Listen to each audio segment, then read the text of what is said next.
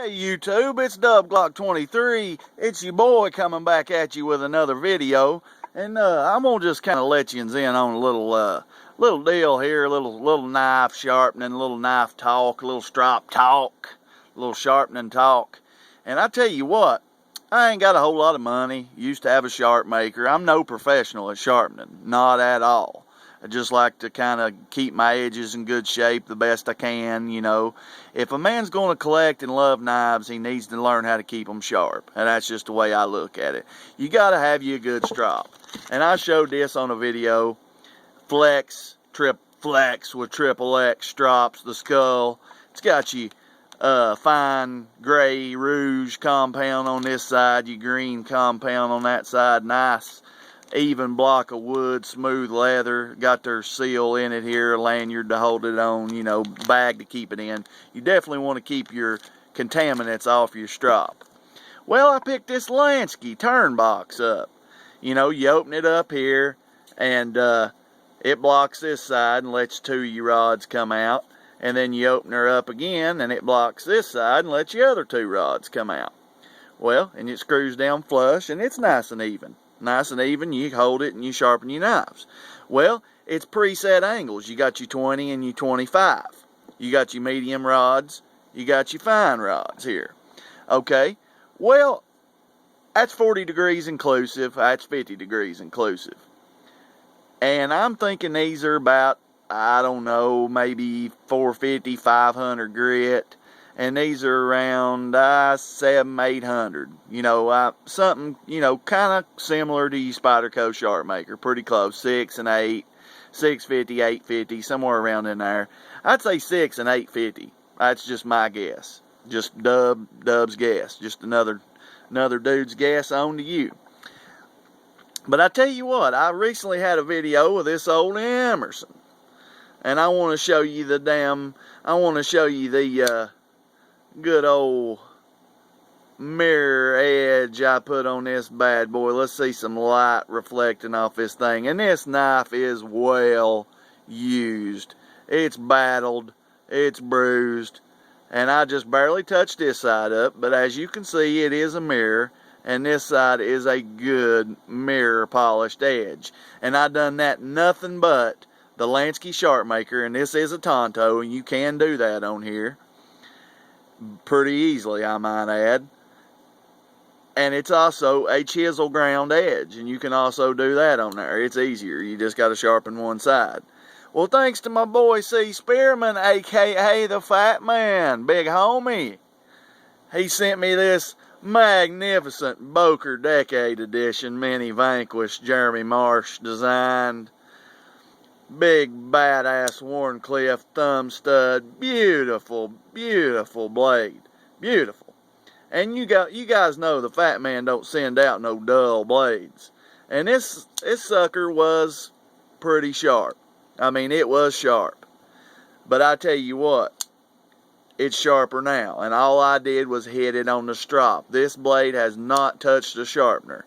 I just barely stropped that edge up. And I matched the mirror on the edge to the mirror polish on the blade. It's both light reflective. And I mean, this carbon fiber, I mean, this knife is just magnificent. It took just a minute or two to get used to that thumb stud. And by the time I turned that last video off, I was already used to it. And this knife, I just love it. Thanks, Chad. I mean, it is the bomb.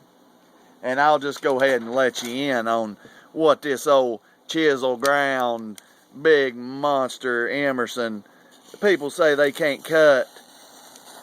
There's you an S-curl, you know, Apostle P, Wicked Edge.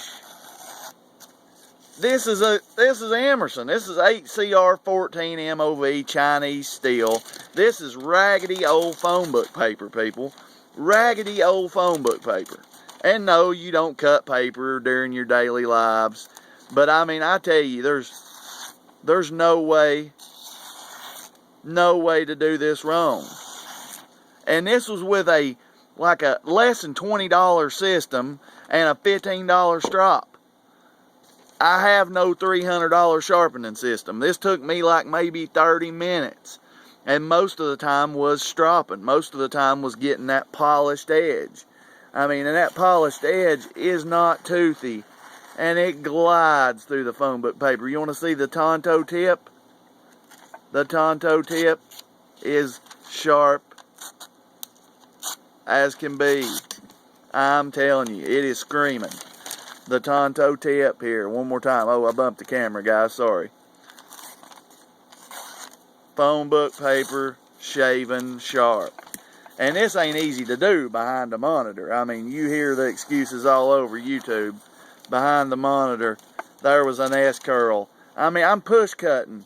I'm not ripping at the paper, which it'll do very easily. Very easily. Emerson. Alright. Cheap steel. Here's you some Japanese VG10. Hit this on the strop and that's it. Nothing but a strop. My phone book paper is a little worse for wear here. Here's you a push cut with the Boker. This was a Boker factory edge. This come from Chad Spearman. We're going to just push cut, people. We're going to have to get a new piece of phone book paper. Bear with me here just a second. Bear with me. Oh, people. Why don't you just look at that? Oh, man. Screaming sharp. Just a little strop. I spent a minute on this. A minute. Because, I just spent a minute on it. Alright. Want to see one here?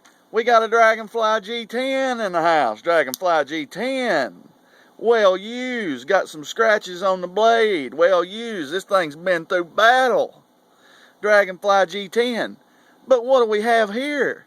This ain't no Spyderco edge. This is a dub edge. I put my own micro bevel on this. It's 15 degrees from Spyderco with my own 20-degree micro bevel and then stropped. You think it'll cut phone book paper, little bitty Spyderco Dragonfly? I think so, people. Well, let's see here. This is harder than it looks. Oh, yeah. Oh, that's push cut. Push cut. Oh, S-curl. Oh, nice little S in there for you peoples. It will cut phone book paper, people. I mean, it is razor edge, hair shaven, sharp. And I mean, it is a wonder. It is hair shaven, phone book paper sharp. This is not no thick, crispy, thick paper. That's flimsy phone book paper. If you want some thick stuff, I mean, that is a nice edge. And I'm no professional. But you see the mirror polish on that bad boy, and it's even. And a little Dragonfly. I've got large to extra large size hands, and I know people say this is a tiny knife, and it is a tiny knife.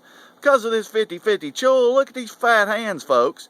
You can lock your hand in here and get on this perfect Spyderco jimping with your thumb, throw these two fingers in here, and this pinky on the back, and I'm telling you, yeah, I mean, that's a man hand, but with a little bitty blade.